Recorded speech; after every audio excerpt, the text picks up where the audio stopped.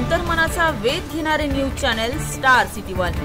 राज्यातील आणि देशातील राजकीय घडामोडी पाहण्यासाठी आणि इतरही बातम्या पाहण्यासाठी सबस्क्राइब करा स्टार सिटी वन।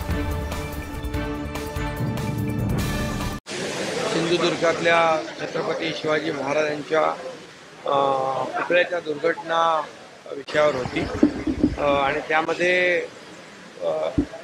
अतिशय झालेली घटना अतिशय दुर्दैवी आहे आणि मनाला अतिशय दुःख देणारी आहे। कारण छत्रपती शिवाजी महाराज हे आपलं महाराष्ट्राचं आराध्य दैवत आहे आणि नेव्हीने जो कार्यक्रम 6 महिन्यापूर्वी तिथे घेतला होता तो पण एक चांगल्या भावनेने त्यांनी कार्यक्रम घेतला, त्याचं उद्घाटन झालं, लोकार्पण झालं। परंतु दुर्दैवाने तो शिवाजी महाराजांचा पुतळा जो आहे तो दुर्घटनाग्रस्त झाला आणि त्यासाठी काल एक महत्त्वाची बैठक आम्ही बोलावली होती आणि त्या बैठकीमध्ये उपमुख्यमंत्री देवेंद्रजी होते, त्याचबरोबर नेव्हीचे अधिकारी, वरिष्ठ अधिकारी होते आणि आपले सर्व अधिकारी होते।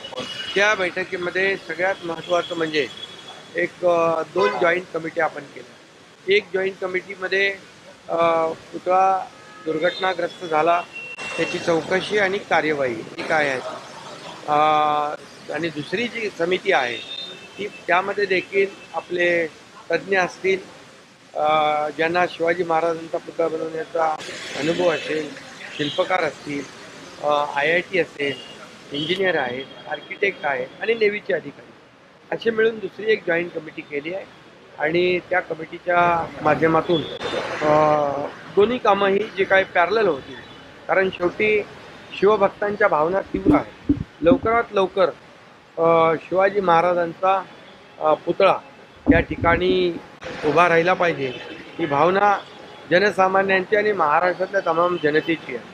त्यामुळे त्याच्यावर जास्त आम्ही फोकस करतोय आणि म्हणून त्यावर अनेक जे शिल्पकार आहेत तेही तज्ज्ञ शिल्पकार एक्सपर्ट जे आहेत त्यामध्ये त्यांनाही बोलवलं।